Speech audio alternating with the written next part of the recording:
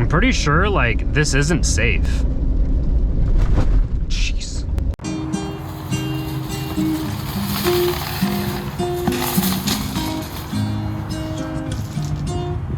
So what is caster? Caster is going to be these wheels here. And basically it has the axle right here, and then the wheels rotating behind it, which allows the cart to move and steer easily. When the wheels are in front, it becomes like wandering and you don't really know where it's gonna go. Which is why I flew into that bed of rocks over there. Had this cart have caster, that wouldn't have happened. All right, this is my initial alignment readout, 1.6 and 1.7 degrees of caster. So that's not within spec of 2 to 4, which is why we're doing the adjustment on the bushings, because I did add those 30 millimeter spacers. So we want to get back to 2 to 4. We're going to get started on the removal of the radius arms, which is basically just your 3 bolts.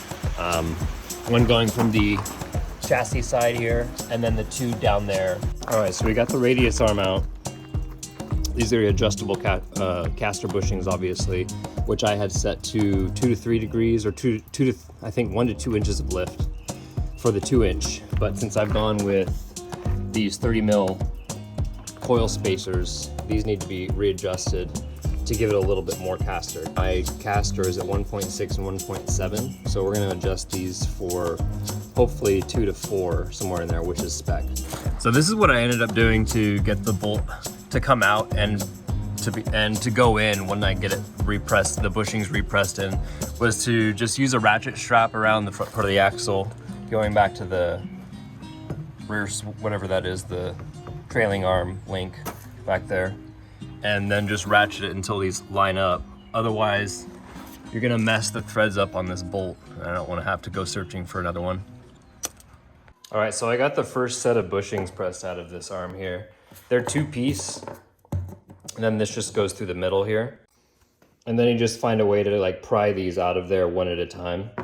So what I've been doing on the H press is just using a socket that's thinner than the diameter of the inner, whatever you call that, and pressing it in. So, and then to get these 2-piece bushings out of the radius arm, just have it in a vise here. And then I'll just take a crowbar or something, whatever fits in there basically, and just go right where they split and then pry it out like this. Okay, so according to their instructions here for 3 to 4 inches of lift or 3.5 degrees of offset, they want 185 millimeters between the 2 center holes. And this one is oriented down, whereas this one's oriented up, obviously, to bring the axle forward again, right? So before I press these in, I've just measured, and 185 millimeters is 7.28 and change inches. So I've measured from here to here, and I'm at about 7.28 or 7.3.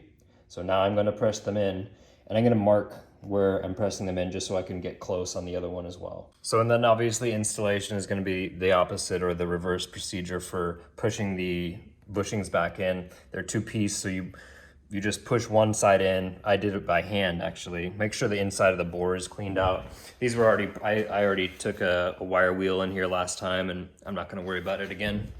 But there's these little guidelines in here. I wanna make sure those are lined up, obviously, so that this can go in smoothly. All right, so we've got everything pressed in, and I just, measured twice, press once. We've lined up here at the chassis to radius arm bushing, or we've aligned it here, and then we just kind of, look down the sight there, and that looks a little off now because I moved it. Okay, so it's hard to see because there's not much light in there, but yeah, that one, there's soap in that one still, but they are lined up, so we're gonna go ahead and take those back. All right, so it took a few attempts to get them all to line up. Unfortunately, we had to do some adjusting with the bushings, and I ended up just getting a little 1210 H press at Harbor Freight because the one I was using was at my dad's shop, and I don't have access to that on the weekends. But here's the final verdict on this. I got everything to line up, which is kind of a chore. I used a jack and ratchet straps to pull the axle back because the axle is just going to fall forward. But they're in there, readjusted for 3 to 4 degrees. What I had to do, and I read about this on I Hate Mud, was I ground down the radius arm because there was contact here at the tie rod. I ground down with an angle grinder. Maybe I can get this one a little bit better. Yeah, you can kind of see. So I just took an angle grinder and made a little groove in here. I checked to see if other people had done that before, and they had with success. They said they'll still be rubbing at full flex. Ideally, you want to get like the SLE radius arms, which are, you know, they adjust for however many degrees. I'm not sure how Christo makes those, but you know, that would be the optimum solution. Other solutions, obviously, you can get the caster plates, which will go on here, or you can get the drop bracket. The reason I don't like the drop bracket is because it creates that lower, you know, you'll get caught up on this if you're crawling.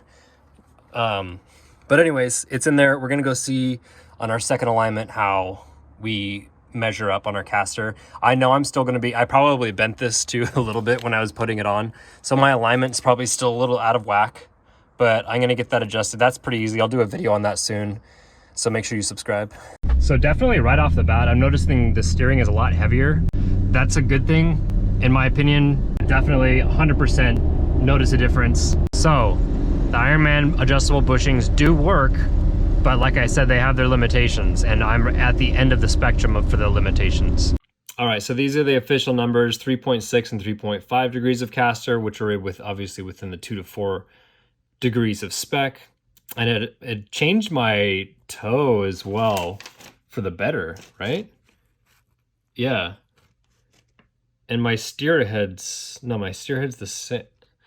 I don't know. I've got more stuff to do. But anyways, the point is the caster is within spec, and like I said, it drives a lot better. All right, guys, that's going to do it for the bushings install. If you have any questions, just leave them down in the comments below.